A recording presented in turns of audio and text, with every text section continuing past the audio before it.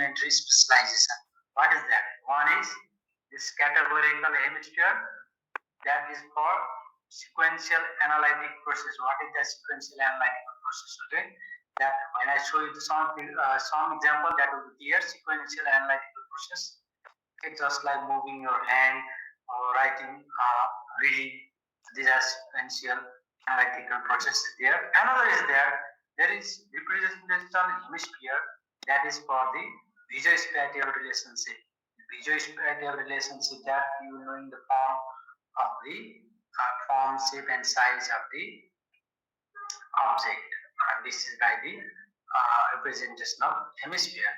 So if you look at here, these are the different, okay, the dominant and non-dominant hemisphere. Dominant hemisphere is often known as categorical one.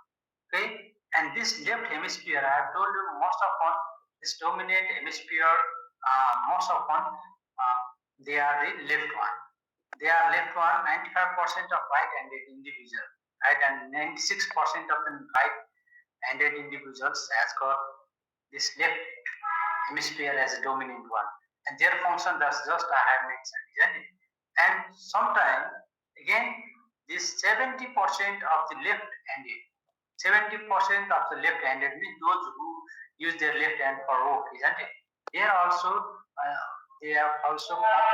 concerned. Their left hemisphere is acting as a dominant or categorical hemisphere. So in this case, if you look at here, right-handed individuals, 96% of the, if there are 100 right-handed individual is there, maybe 4% maybe their right hemisphere may be acting as a dominant one. But here in case of left-handed, if you look at here, 70% means this 30%, maybe 30 or less than 30. Okay, there is disparity there. Less than 30% of the left-handed individual may be having right this hemisphere as dominant one. Okay, the function of the dominant hemisphere and categorical and non-dominant hemisphere that I just mentioned to you.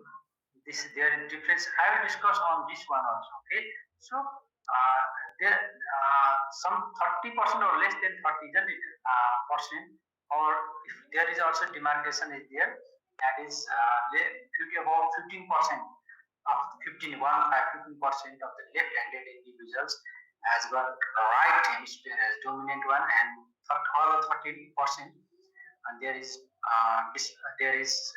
no segregation. Okay, there is still there is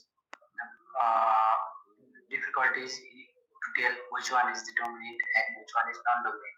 So basically, if there is basically for your knowledge, most of the time the left hemisphere is acting as a dominant one, but there is also difference with the handedness in the individual.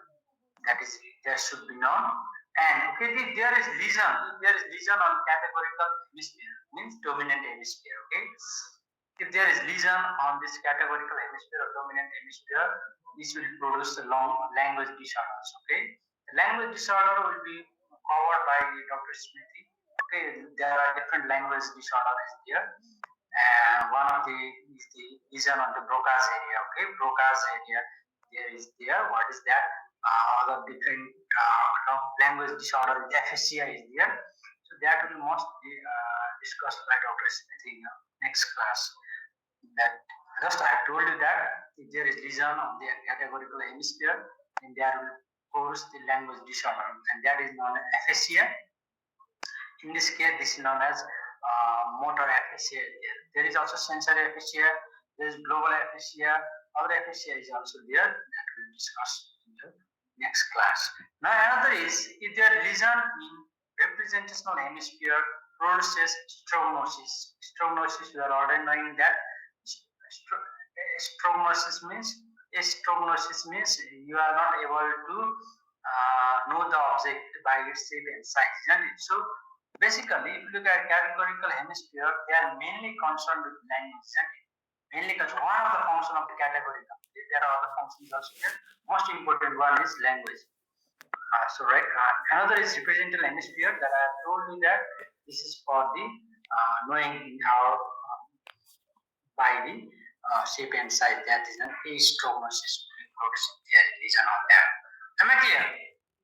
So it is mainly for this language, and this is mainly for the knowing the object by shape and size. Am I clear? Main function, okay. There are other functions also there, but this will be not clear. Is this clear? Yes, sir. Now, okay, this is the same thing that is being just I have discussed. If you look at here, 36, 70% just I have discussed, 50% is left-handed individuals and right categorical. So the same thing that is written over here.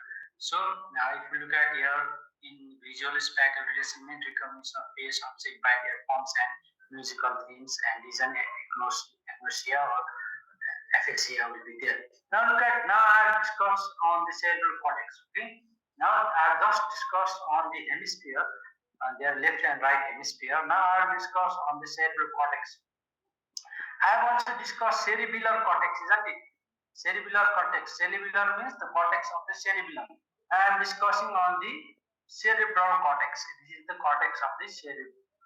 Okay, cerebral. Okay.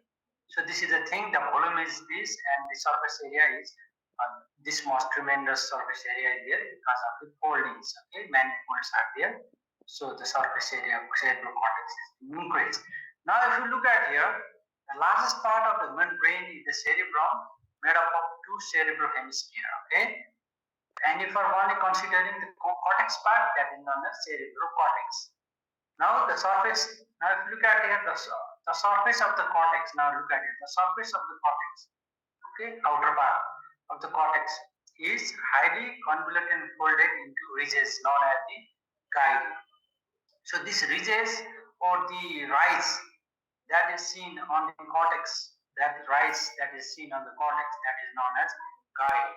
And if you look at here, gyri, these gyri are separated by groups of furrows. Okay, yeah, there is furrows, there is, then that is known as sulci or shallow. This is sulci.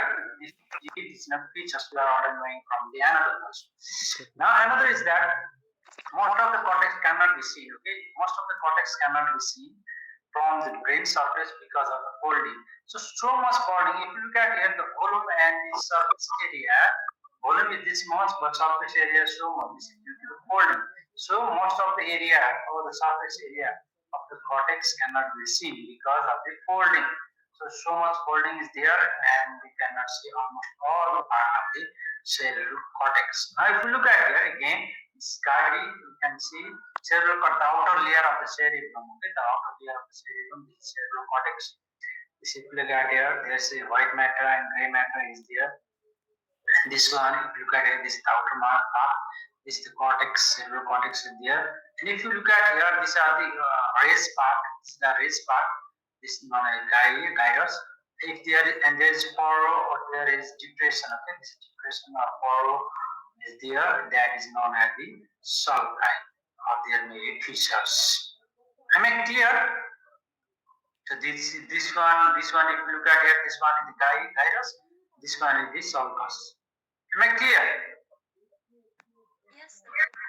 No, now there is different division of cerebral cortex here. Okay, no, actually cerebral or actually you can say it, call it as a the cerebellum or cerebrum. Okay, there are different division is there. Division of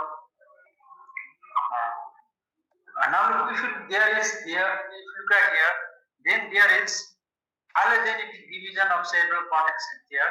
One division, that is archaeocortex, paleocortex, and neocortex. Neocortex, okay. There is one division is there depending upon the development. There is there is three division of the cerebral cortex here, and archeo, paleo, and neo. This is the new one, very old one. Now, if you look at it again, cerebral cortex, another division is also there. Cerebral cortex can be divided into left and right hemisphere and subdivided into number of lobes like frontal, parietal, temporal, and occipital lobe. Sometimes insula is considered as a fifth lobe. Okay, basically in our standard book or in different textbook they have written this time four lobes are there, but recently or the scientists now considering the insula is actually fifth lobe. But I will discuss on insula is actually present deep in the lateral fissures. Okay, that I will show you again. So another division of this cerebral cortex, depending on lobes are there. Another division is also there. If you look at here, cerebral cortex can be divided into, depending on Bohrmann's, okay, one of the scientists, Bohrmann division, divided the cortex in numerous discrete area. Okay, discrete area, different discrete area. If you have read the books, some books is writing 47, some books writing 52, some writing 58, 54. So different book is writing the different discrete areas. So it might be in your exam, say if it's in arts, then they will follow the one book and they will give the one answer will be correct depending upon which book they are following. Maybe 47 or it can be 52 or 54 as well. Okay, so there are different lobes, different discrete areas are so that are also discuss some of the Broadband's area of the cerebral cortex as well. So these are the basically three division for the division of the cerebral cortex. Am I clear? Yes, sir. Now let me discuss on slightly on this cortex, this isogenic division. Then I will go on this, and after that I will go on this. Like some of the Broadband's area which is important for examination point of view that I'll only show you.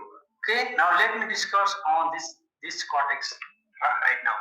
This archaeocortex, they have got three layers. Okay, they have got three layers, and they include hippocampus and dentate gyrus. Okay, this is the one part of the hippocampal formation. Okay, this is the hippocampal formation. This hippocampal dentate gyrus concerned with learning and memory, declarative learning and memory. These are the archaeocortex, and they have got three layers. This paleocortex, which is intermediate in between archaeocortex and neocortex, they have got 4 to 6 layers, and this includes olfactory cortex. Okay, this olfactory cortex or olfactory system of our body is actually the paleocortex. But other part of the cortex, these are having the 6 layers. So already knowing that this primary motor area, sensory area, like that they are the neocortex. So while we are talking, if you do not, if you are talking in case of your this motor system and sensor system, we are already actually talking about the neocortex. Now I will be discussing on this archaeocortex and paleocortex slightly, or in relation to hippocampal formation, in relation to the sensor system that will discuss on the paleocortex. So they are also important. Okay, in humans, if you look at it, 90% of the cortex and neocortex. So 90% of cerebral cortex is neocortex, and only the 10% of the cerebral cortex remains the archeo and paleocortex. So this are paleo, and there is also paleo and archaeocortex there, and they have got also related importance, and their percentage will vary depending on the species. Okay, we are the Homo sapiens, so we have got maximum number of this newly developed cortex, 90%. So paleocortex is located at the border between archeo and neocortex. You are already knowing that. Okay, am I clear? Yes, sir. Now, if you look at here again, types of cerebral cortex that are discussed to you. This is olfactory. This paleo and archaeocortex together is known as allocortex. And if you look at here in different species, if you look at here, this humans has got maximum amount of the this neocortex as compared to the other species. Okay, other species having the more amount of the allocortex rather than the neocortex. Okay, am I clear? Now, okay, this is the same thing. This is I already discussed you. Now lobes. Now lobes of the cerebral cortex. Now I will discuss on the lobes of the cerebral cortex. If you look at here, there are 4 lobes, and another there is also maybe considered as a fifth one, but basically we are considering frontal, parietal, occipital, and temporal lobes. They have 4 lobes are there, and if you look at here, this frontal, this is parietal, and they are separated by this central sulcus there. And if you look at here, this frontal-parietal lobes are separated from the temporal lobes by the lateral fissures. There are lateral fissure or lateral sulcus there. Look at here, this is the primary, this is parietal, and frontal is there. So these frontal and parietal are separated from this temporal lobe by this fissures, okay, or sulcus, this is lateral sulcus, okay. Am I clear? And buried inside the lateral fissure is another lobe known as the insula. So insula is there. If you unfold, then there you can see the insula.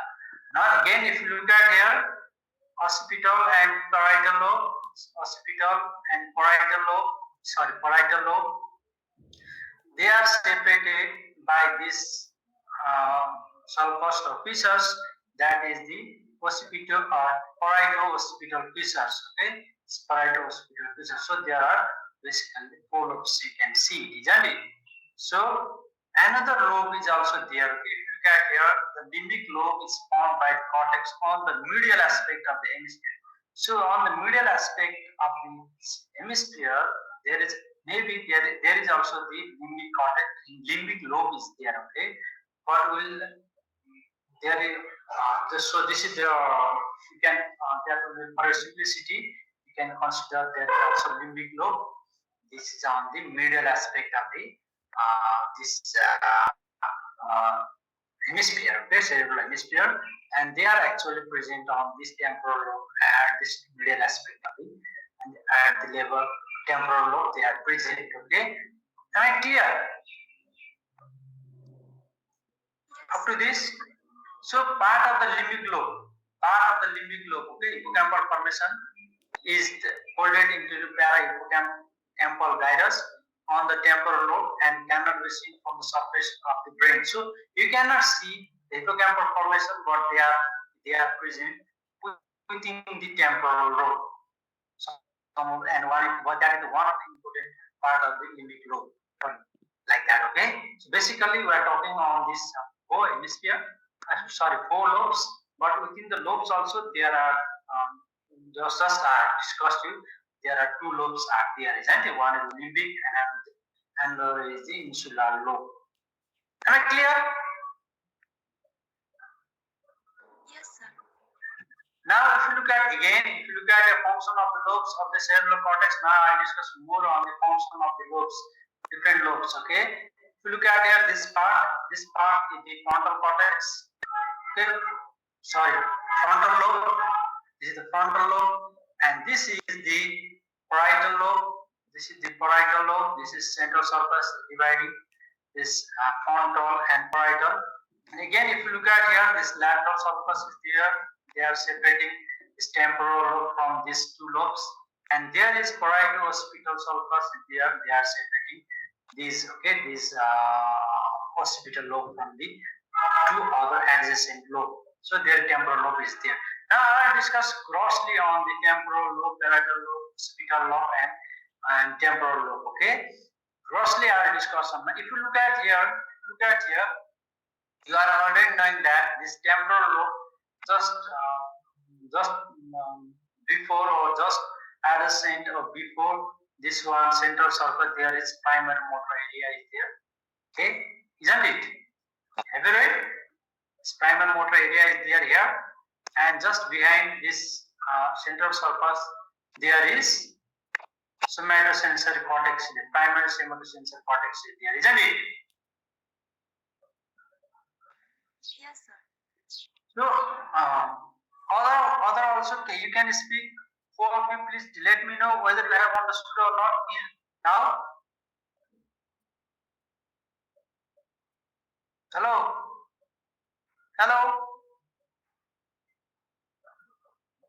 Understood, sir. Other. Yes, sir. Okay, then other. Understood, sir. Okay, good, very good. Yes, Now, sir. good, very good. Now I will proceed. Now, if you look at here, this frontal part, there is the primary motor area is there, and you might have already read that motor homunculus. The motor homunculus is represented over this primary motor area. That is, motor homunculus means your whole body representation. Okay, whole body is not present, but that is the representation only. Okay, whole body representation will be there in this area, and that is known as motor homunculus. Your whole body is represented, so that will represent one representation. Okay, not the whole body is present. Don't get confused on that. Okay, but your body is represented on this area, that is primary motor area, and that is known as motor homunculus. And here there is sensory homunculus is there. Okay, means again your whole body is represented over this depending upon your sensation, type of sensation this area will perceive, and this area type of the motor function or the type of the motor movement they will do on your body, that that is represented for motor homunculus, and this is a sensory homunculus. This is most important. Okay, sensory and motor homunculus. Sensory homunculus present on this area, that is parietal lobe. Motor homunculus is present on the frontal lobe. Am I clear?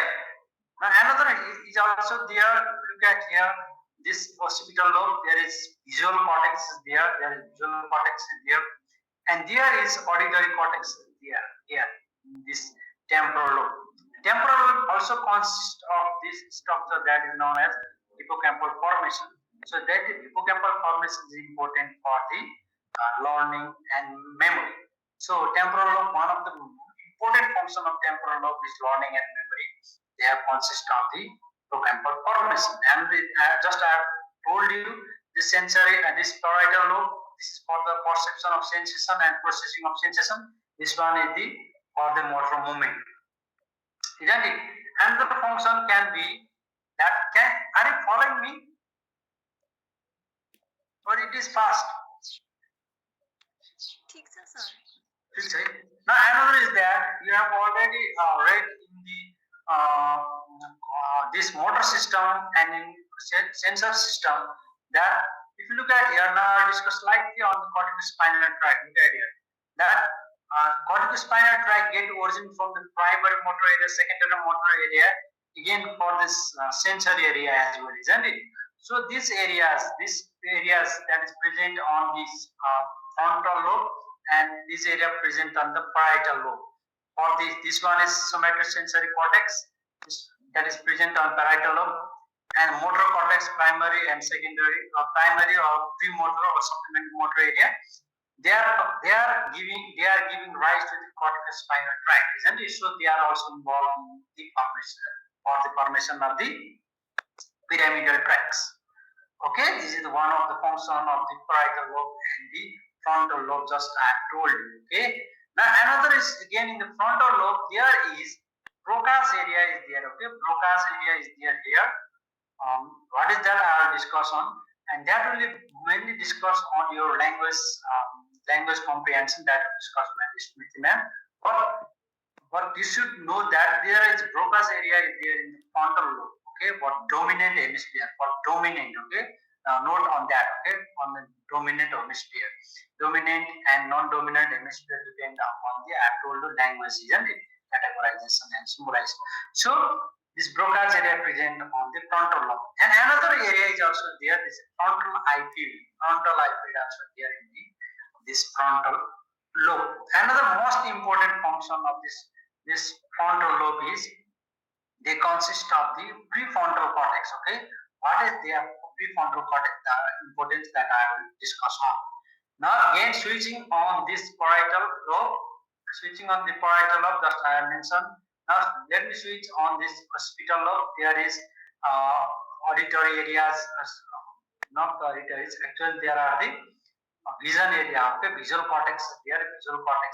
There in this lobe, so they will perceive the light. Okay, they will perceive processing and perception of the light.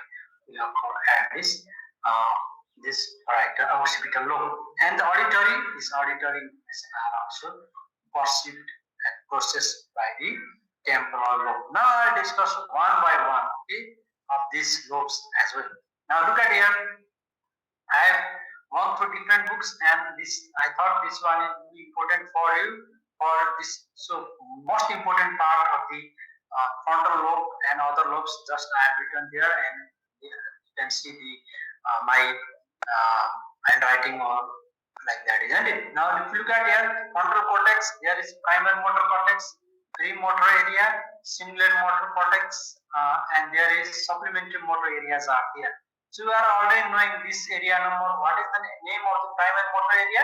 What is the name of this number of this premotor area and supplementary motor area? You are already knowing, isn't it? We have already discussed on this motor system.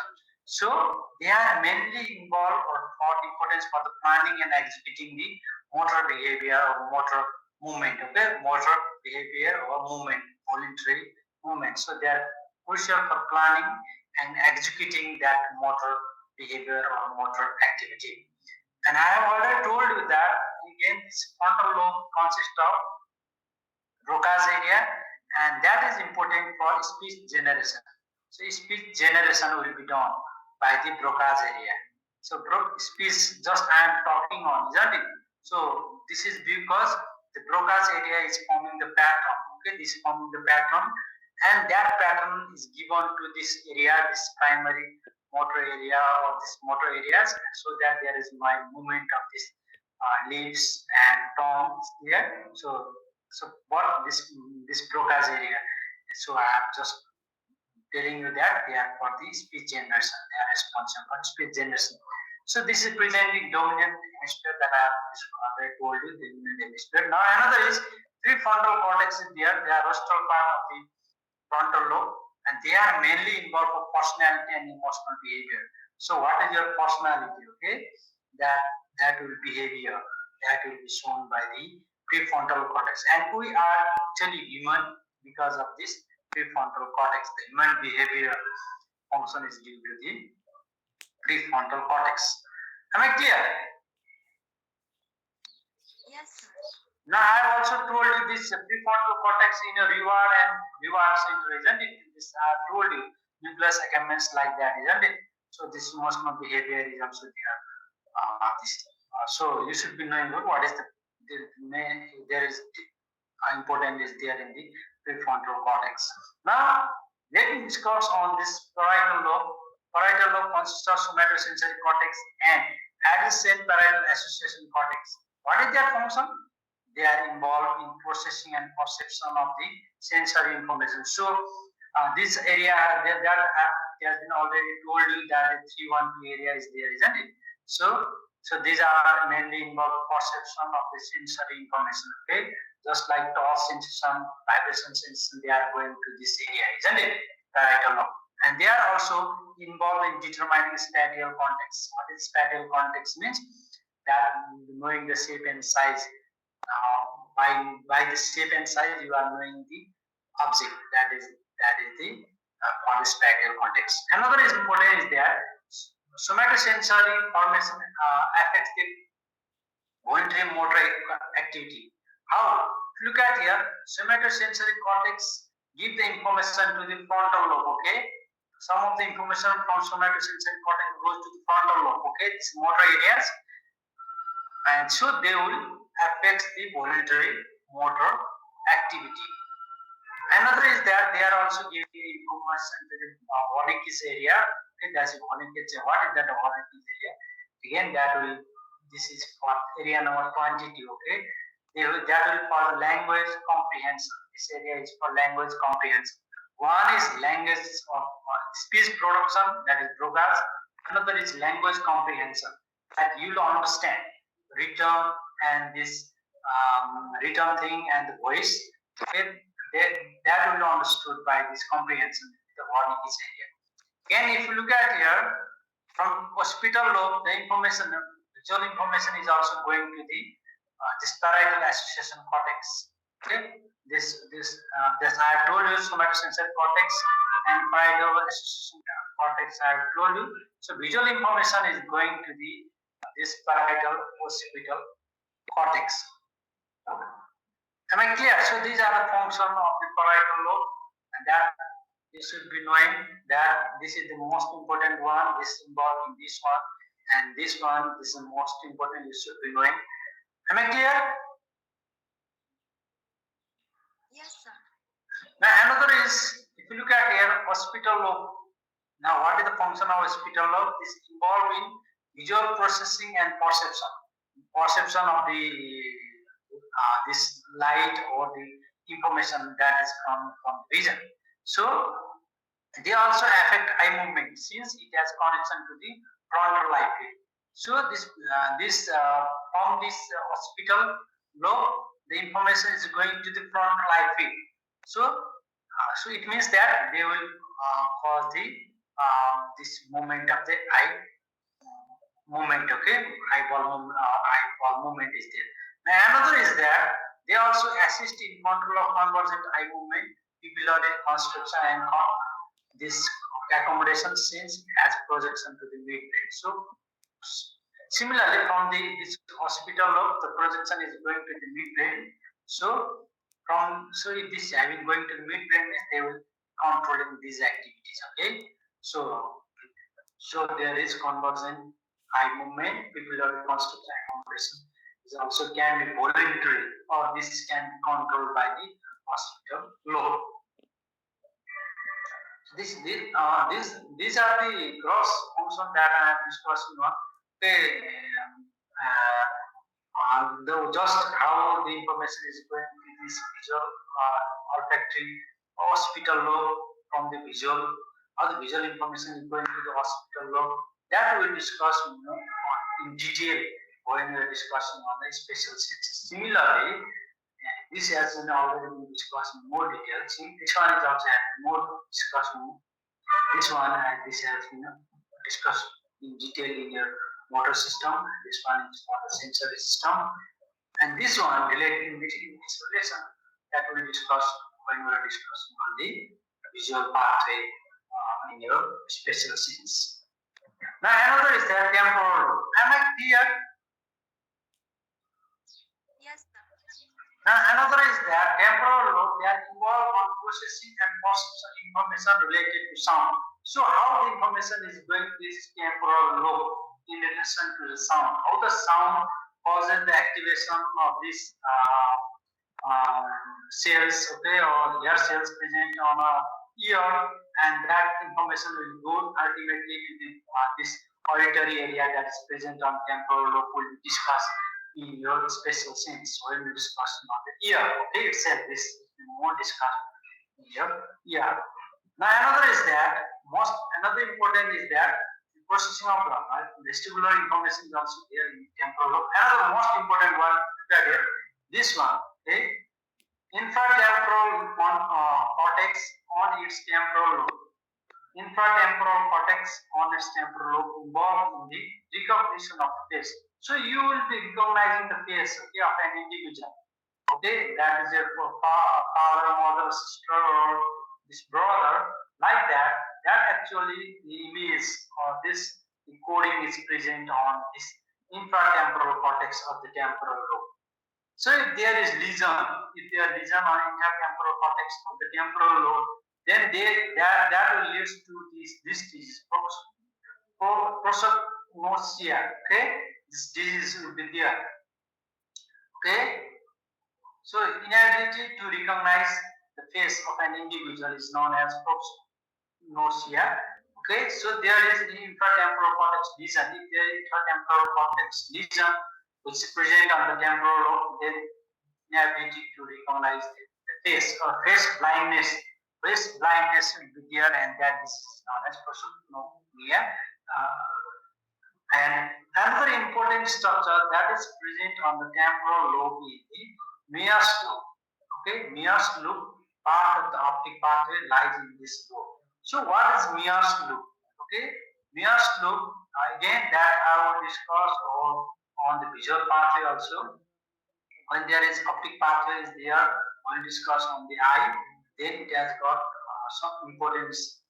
That importance of the Mears lobe will be discussed on that. Another is that temporal lobe, again, some of the Wernicke's area essential for understanding language. Now look at here, this is important. Okay, Wernicke's area, again, Wernicke's area, this area number 22. Okay, this area number 22, Broadband area number 22. This is important when we discuss on this language. Okay, the language.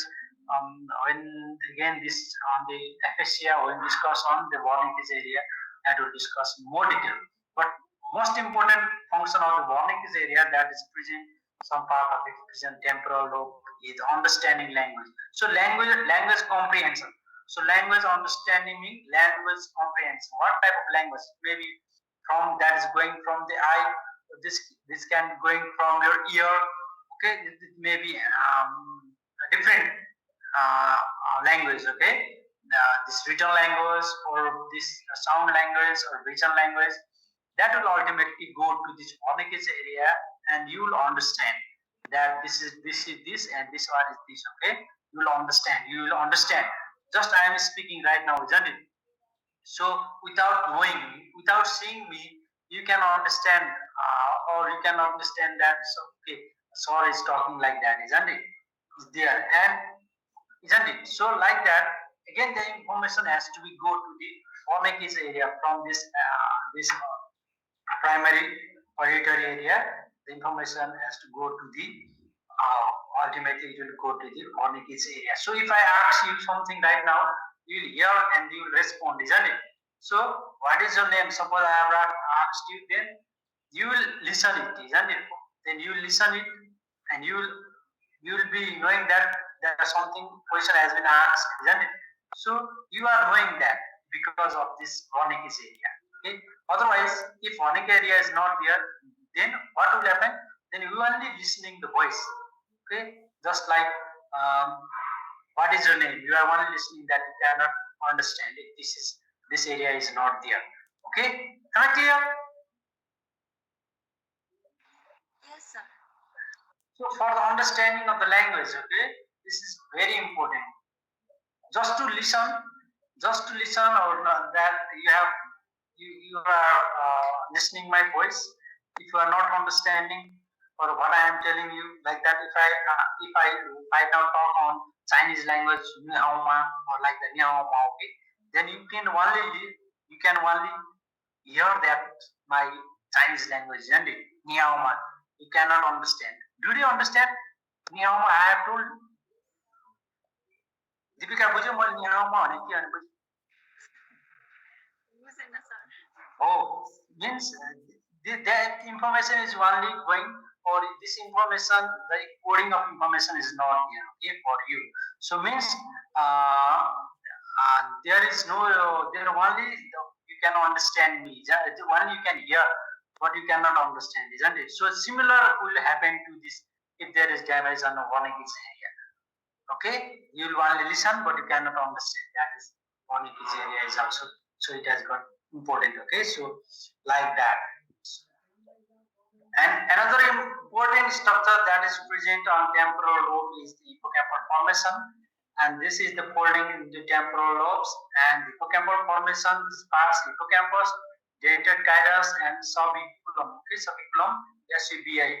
Subiculum is there. This is the part of the hippocampal formation that is present on the temporal lobe, and this has got most important for the this formation of the memory. Okay, declarative memory. This hippocampal formation, learning and memories, when it will be taught to you, then at that time hippocampal formation will come, and you should understand that this hippocampal formation consists of three parts. Okay, and this is mainly for the learning and memory, actually for the declarative memory. So memory can be declarative and non-declarative, but this one is main important for the declarative memory, right? Okay, now these are the gross function just I have mentioned you about the different lobes, and I have also told you that the cerebral cortex is also divided depending upon the Froment's area also. These are the different lobes just I have told you, and on the phylogenetical is also I have also discussed. So now I will discuss on parts of the cerebral cortex depending on Froment's area, and I will discuss the most important one that is knowing for examination point of view, the different Froment's area. If you look at here, sensory cortex, and you are already knowing that where they are present, primary somatosensory parietal lobe, these are present on the occipital lobe. Okay, so you are already knowing it, isn't it? So if you look at here, this one, the Broadman's area. This also on a yes one. This is Broadman area 3, 1 and 2. BA is Broadman's area 3, 1 and 2. Means this primary somatosensory cortex. If there is primary visual cortex, means Broadman's area 70. Secondary one is 80. And associative visual cortex means this one for the Broadman's area 90. Okay. So primary auditory cortex is Broadman's area number 41 and 42. Okay, similarly, there are different for this gustatory cortex and again for the primary cortex. This one will be Broadman's area like this. Okay, am I clear? Now another is called motor area. Okay, you are already knowing this motor area are present on the frontal lobe, isn't it? These are present on the frontal lobe, and this also is on the frontal lobe. This is also on the frontal lobe, and this one is the for the those dominant hemisphere. Okay, basically they are on the left, but it can be right sometimes, isn't it? Basically they are in the left hemisphere. Now primary motor cortex, this is Broadman's area number 4. This one Broadman's area number 6, and similar this one is also the Broadman's area number 6. This frontal eye field, Broadman area number 8.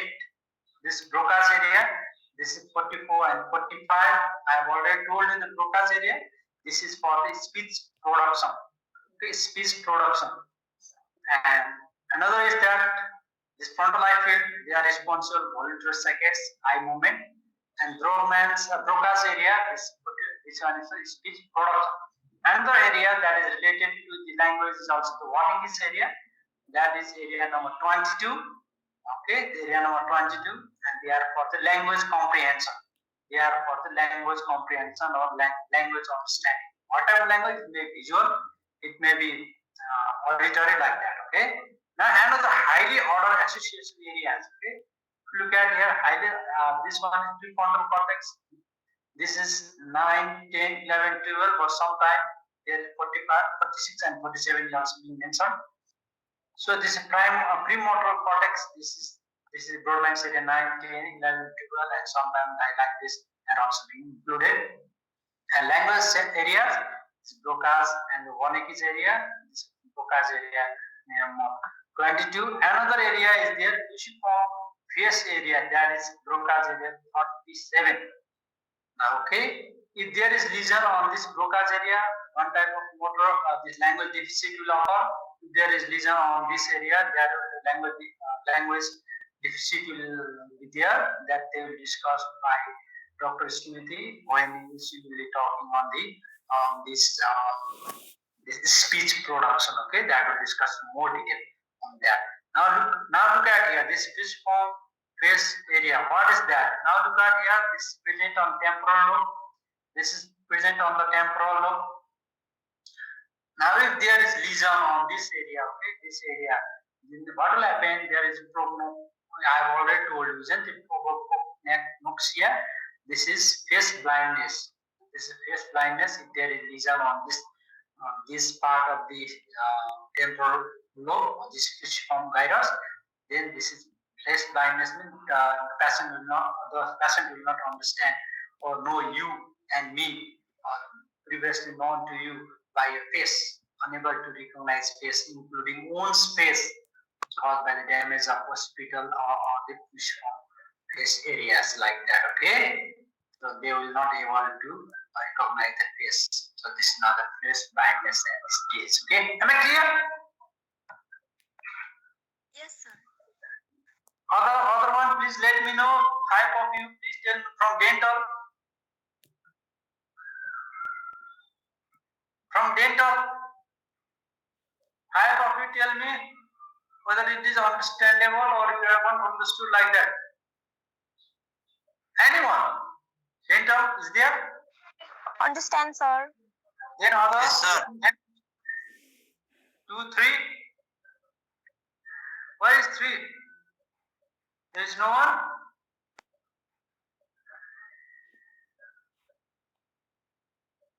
Hello?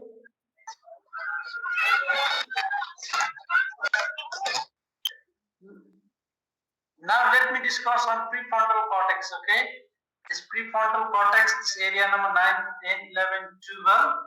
This is the most important Broadman's area of the prefrontal cortex. And this prefrontal syndrome, okay, this is due to the bilateral lesion of prefrontal cortex. There is bilateral lesion means there is damage to the prefrontal cortex on both sides.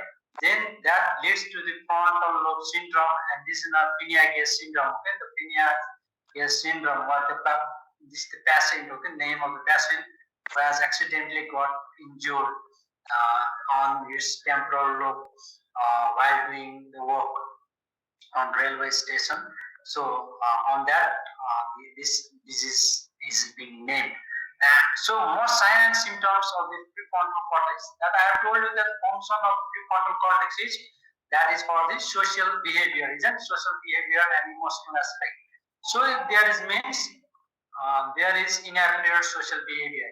So inappropriate social behavior they will show when there is Piniac syndrome. Another is difficult adaptation and loss of initiatives. So they do not like to walk. So that person who has got this type of disease, Piniac, okay, before that he was very excellent worker and he was very respectful to his seniors like that. Okay, well, now when he got that, then there was appropriate change in his behavior, social behavior. And another is that previously he was hard working, and after that he didn't like to walk like that. Okay, and this is the there, and there's and they will show this type of grasping, this shocking drops and grasping reflex.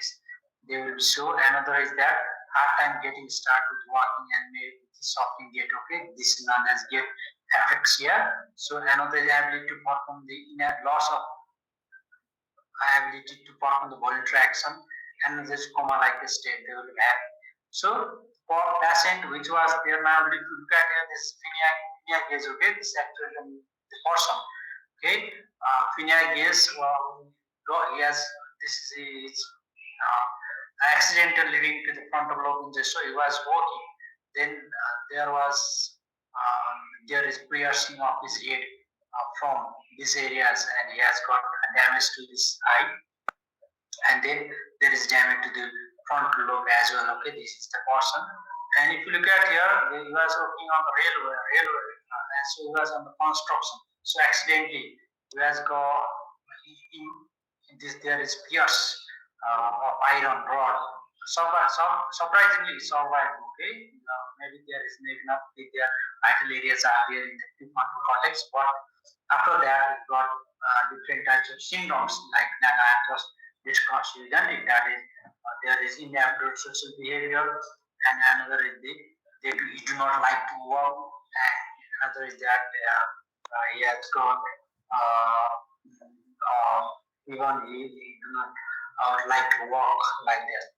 This was the due to the defect, or this is due to the defect on the frontal lobe, and the frontal lobe was being removed from his brain, and surprisingly survived also. And what different types of problem was seen to him that I have already discussed it. Am I clear? Yes, sir. And then I will take the attendance. Okay.